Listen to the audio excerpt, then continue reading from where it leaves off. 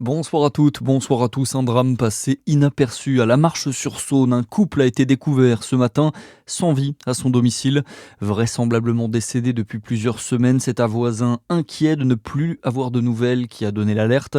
Les gendarmes se sont rendus sur place et d'après les premiers éléments, plusieurs pistes seraient à l'étude, notamment celle de l'empoisonnement au monoxyde de carbone.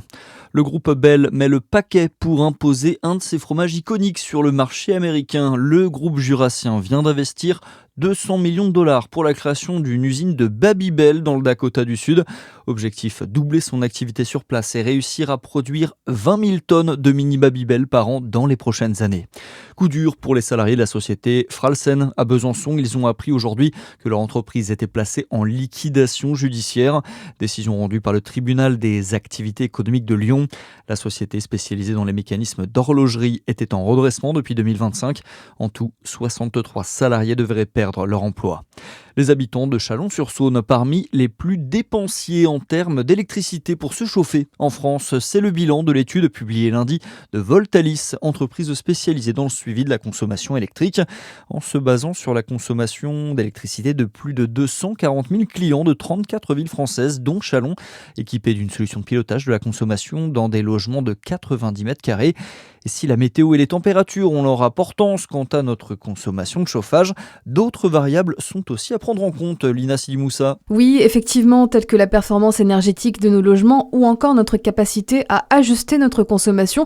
Et la facture est très lourde en Saône-et-Loire. Les Chalonnais auraient dépensé en moyenne 509 € pour se chauffer entre la mi-novembre 2025 et la mi-février de cette année. C'est 10 € de plus que dans la deuxième ville du classement, Bourg-Saint-Maurice, en Savoie, et quasiment 20 € de plus que dans la capitale française Paris.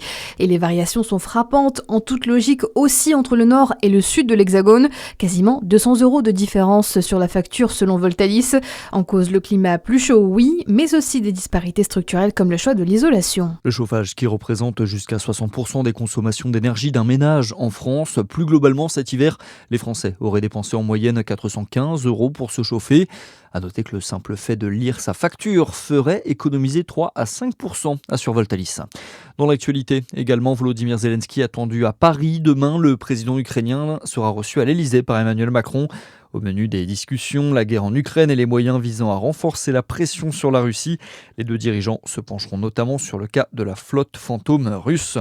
Et puis en biathlon, pas de podium pour Quentin Fillon-Maillet aujourd'hui, mais de précieux points au classement du sprint. Le Jurassien s'en est bien sorti sur le circuit d'Otepää en Estonie. Il termine à la 5e place.